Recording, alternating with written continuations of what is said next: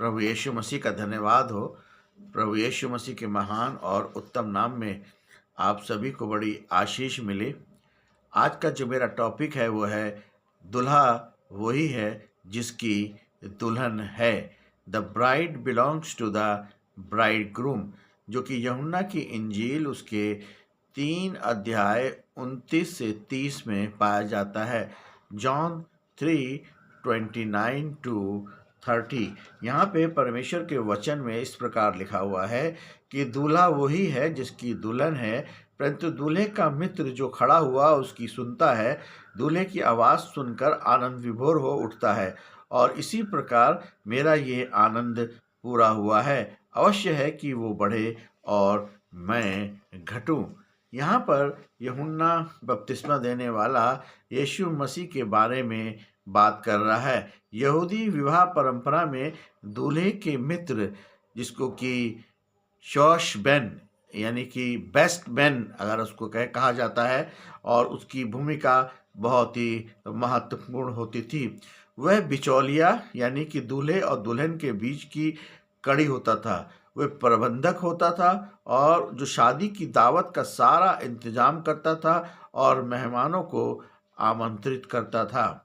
वह गवाह होता था। सारी गवाही जो थी उस ज़माने में बेस्ट मैन, जो कि आज के ज़माने में दूल्हे के पीछे खड़ा होता है, उसी प्रकार उस समय का जो बेस्ट मैन है वो सारी गवाहियों को देता था। उसका मुख्य काम ये सुनिश्चित करना था कि दुल्हन सुरक्षित रूप से दूल्हे तक पहुंच जाए। एक एक बार दूल्हा दुल्हन मिल जाते हैं तो मित्र का काम खत्म हो जाता है और खुशी खुशी पीछे हट जाता था। यूहन्ना बपतिस्मा देने वाला यहाँ खुद को वही मित्र कह रहा है, और यीशु मसीह का दूल्हा वे विवाह होने तक दुल्हन की पवित्रता और सुरक्षा का रक्षक माना जाता था।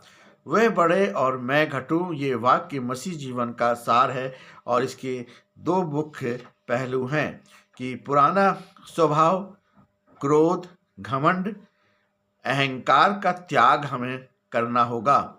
आत्मिक जीवन का अर्थ ये नहीं है कि हम अपने आप को खुद को बेहतर बनाएं, बल्कि अपने अंदर मसीह के स्वभाव को बढ़ने दें और स्वयं में ईगो को पूरी तौर पर अलग करें, और ताकि ईगो से हमें किसी भी प्रकार की कोई भी हानि ना हो।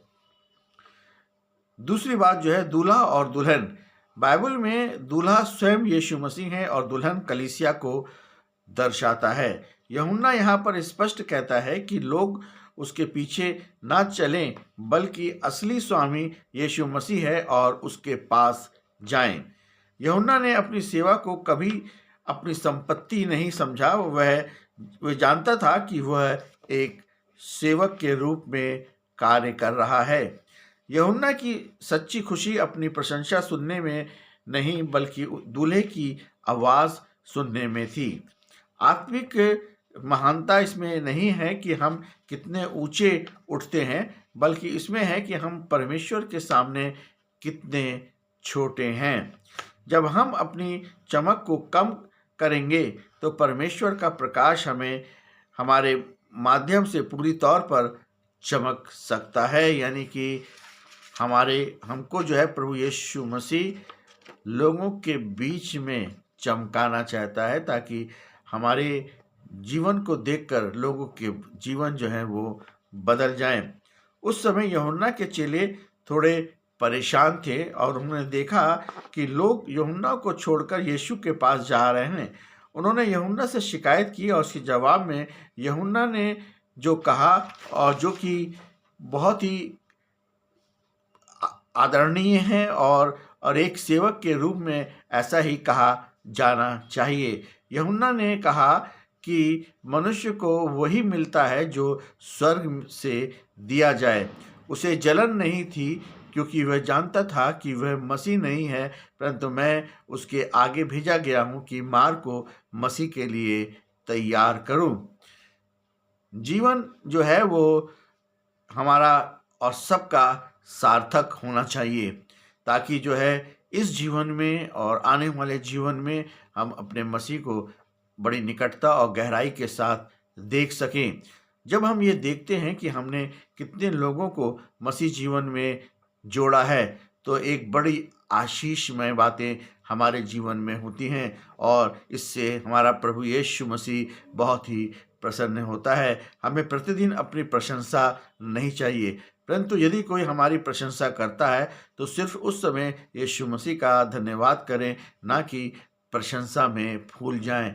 हमें ये बात का ध्यान रखना है कि हमारा जो प्रभु यीशु मसीह है वो दूल्हा है और हम सब उसकी दुल्हन हैं। हम सबको जो कि यीशु मसीह को उद्धारकर्ता के रूप में ग्रहण करेंगे, जो लोग उस पर विश्वास करेंगे, उन सबको वो अनंत जीवन में प्रवेश कराएगा। इस संसार में 60 साल, 70 साल, 80 साल का जीवन है, मगर उसके बाद हम कहाँ जा रहे हैं, हम कहाँ जाएंगे? क्योंकि हमारे मृत्यु के बाद ये सबसे बड़ी बात है कि हम और आप जो यीशु मसीह को जानते हैं वो अनंत काल तक उस यीशु मसीह के साथ रहेंगे और यीशु मसीह हमें और आपको कभी भी ना छोड़ेगा। वो ना छोड़ने वाला, ना त्यागने वाला परमेश्वर है और उसने हम सबसे वायदा किया है कि जब हम प्रभु यीशु मसीह के साथ चलेंगे, उसको उद्धारकर्ता के रूप में जानेंगे, तो जरूर है कि वो हमारी सहायता निरंतर और अनंत काल तक करेगा। इसलिए प्रभु यीशु मसीह पे विश्वास करें, प्रभु यीशु मसीह से अपने पापों की क्षमा मांगें, प्रभु यीशु मसीह से अपने पापों का प्रायश्चित करें और यीशु मसीह को उद्धारकर्ता के रूप में ग्रहण करें। यही सबसे बड़ी सेवा है और यही अनंत जीवन का जाने के लिए हमें प्रभु यीशु मसीह बताता है। तो यीशु मसीह को ग्रहण करें। मेरी ये विनती है, मेरी ये प्रार्थना है आज कि जब आप इस बात को सुने तो आप जरूर यीशु मसीह को अपने उस अनंत काल के लिए, उस अनंत जीवन के लिए उसको ग्रहण करें, उस विश्वास करें, ताकि आने वाले समय में बहुत से लोगों के लिए आशीष का कारण बन सके। प्रभु यीशु मसीह आप सभी को बड़ी आशीष दे। आमीन।